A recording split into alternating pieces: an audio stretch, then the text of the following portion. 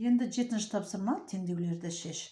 Бірінші теңдеуіміз 27 мен аның бөліндісі 5 пен 4-тің қосындысына тең дейді.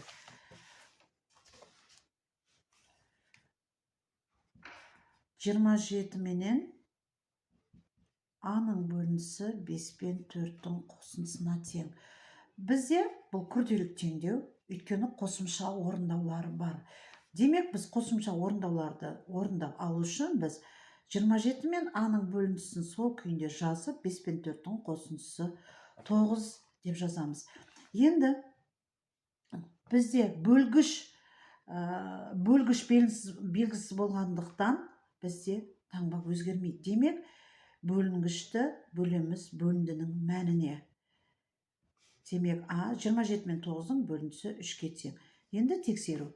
27 мен аның бөліндісі бізде 5 пен 4-тің қосындысына тең.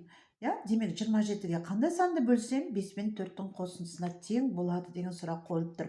Демек, аның мәні 3, аның мәнін орнына қоямыз. Аның мәні және 5 пен 4-тің қосындысы.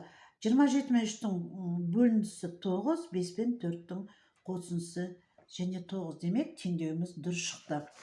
Енді келесі тапсырмада 100 пен y-тің айырмасы 17 мен 64-тің қосындысына тең дейді. Дәл осылай қосымша орындаулары бар. Сол себептен, яғни бұл күрделі теңдеу есептелінеді. 100 мен y-тің айырмасы 17 мен 64-тің қосындысына тең. Демек, қосымша орындауларды орындап алу үшін теңдіктің сол жағын сол күйінде жазып, көшіріп жазамыз. 17 мен 64-ті қалай қосамыз? Мысалы, бірінші ондықтар мен ондықтарды қосып алуымызға болады. 10-ға 60-ты қоссам 70, 7 мен 4-тің қосындысы 11, 70 пен 11-тің қосындысы 81 деп. Не болмаса, ең оңай, балаларға да тиімдісі сол.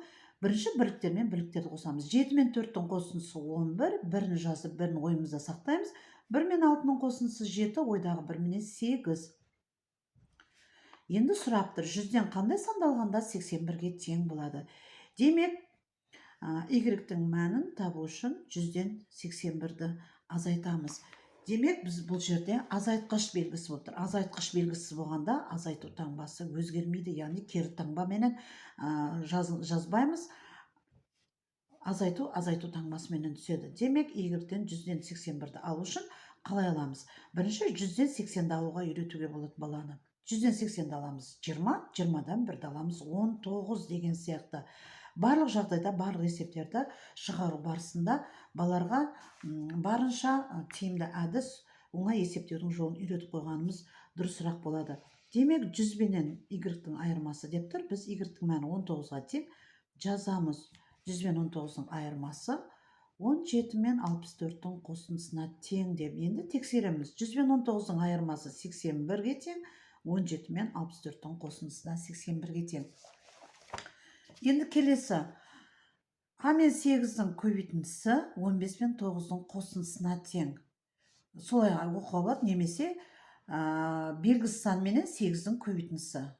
Я болмаса, қандай санға 8-ді көбейтсек, 15 мен 9-ның қосындысына тең болады деген сияқты балаларға солай тапсырма бере аламыз. Демек, А мен 8-дің көбейтіндісі 15 пен 9-ның қосындысына тең.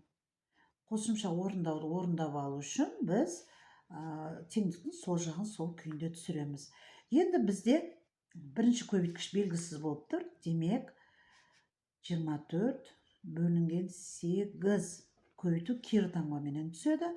Өйткені бізге көбейткіштердің біреуін табу үшін көбейтіндінің мәніне екінші көбейткішті бөлеміз.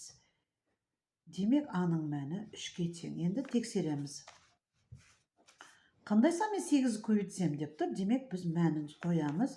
3 пен 8-дің көбейтіндісі 15 пен 9-ның қосындысына тең дейді. Енді тексереміз. 3 пен 8-дің көбейтіндісі 24, 15 пен 9-ның қосындысы да 24.